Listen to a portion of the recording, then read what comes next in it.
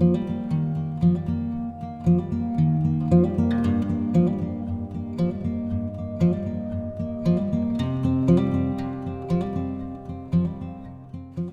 je m'appelle Kelly, je suis guide conférencière franco-américaine et j'appartiens aussi au collectif des guides indépendants de Bourgogne-Franche-Comté.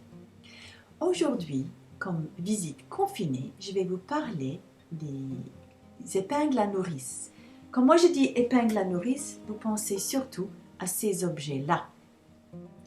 Mais je vais parler d'épingles à nourrice, des vraies nourrices du 19e siècle, Morvandel.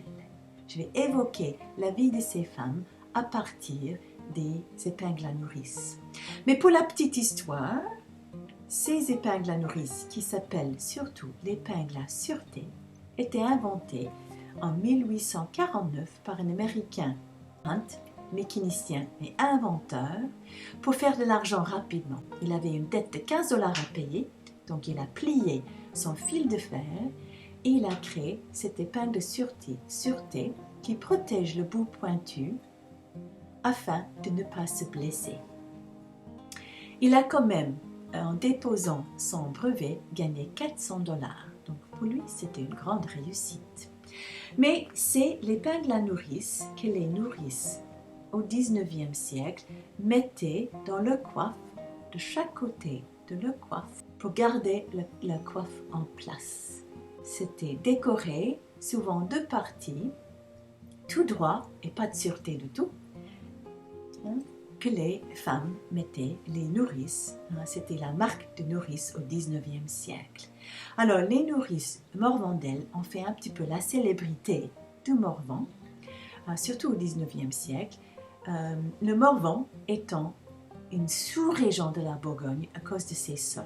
La Bourgogne a des sols argilo-calcaires, les sols qui nous donnent aussi nos vins excellents, mais en Morvan, le sous-sol est en granit et les couches supérieures pauvres et pas adaptées à la grande culture, plutôt adaptées à l'industrie du bois, donc la forêt. Au 19e siècle, afin de gagner l'argent, les hommes pratiquaient l'industrie de galvache. En fait, c'était les charretiers qui voyageaient avec le bœuf et la charrette un peu partout en France. Les femmes se donnaient en nourrices parce que depuis l'Antiquité, les femmes morvandelles sont réputées pour la bonne santé et le bon lait.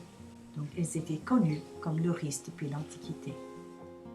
Et c'était très à la mode pour les familles aisées de Paris de prendre plutôt les nourrices du Morvan.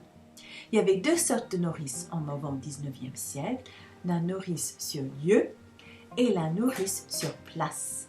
La nourrice sur lieu était une femme qui restait chez elle avec ses enfants, souvent les grandes familles, mais qui accueillait un enfant de l'assistance parisienne pour allaiter et pour élever.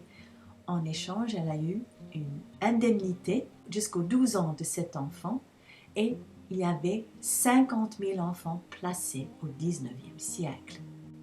La nourrice sur place, c'était une femme qui accouchait de son propre enfant, qui donnait son enfant à une tierce personne, souvent la belle-mère, qui quittait son enfant, son mari, son foyer, sa région pour monter à Paris, vivre dans une famille qu'il avait choisi particulièrement pour allaiter leur enfant. Cette femme vivait avec la famille, évidemment une famille aisée, riche, de bourgeoisie parisienne. Elle avait une chambre à part où elle pouvait allaiter le bébé en toute intimité. Elle avait des vêtements de qualité et à la mode. Elle était bien nourrie et souvent elle partait en vacances avec la famille. Donc elle voyageait, elle voyait du monde, la société. Très différent de sa vie rurale dans le Morvan. Après la période d'allaitement, la femme pouvait rester avec la famille en tant que nourrice sèche, un peu comme une gouvernante. Certaines femmes, pas beaucoup, mais certaines femmes ne rentraient jamais en Morvan. Elles vivaient la vie parisienne. Mais les femmes qui sont retournées dans leur foyer avaient aussi une prime d'argent. Et avec cet argent, la femme souvent aménageait la maison. Et les maisons plus grandes, avec de bons matériaux et surtout avec les toits en terre cuite, en tuiles, au lieu d'en chaume, s'appellent les maisons de lait. Donc cette pratique de nourrice sur place perdurait jusqu'à la fin de la Première Guerre mondiale. Donc c'était une pratique répandue et assez longue. Si vous aimez cette histoire de nourrice de Morvan, vous pouvez aller plus loin en visitant le musée des nourrices et des enfants de l'assistance publique qui a ouvert ses portes en 2016 dans le village de Morvan, d'Aligny en Morvan. Si vous souhaitez venir en Morvan connaître plus sur cette histoire, il y a le musée et puis d'autres choses à voir en Bourgogne. Donc c'est tout pour la visite confinée aujourd'hui. Merci de votre attention et à très bientôt en Bourgogne.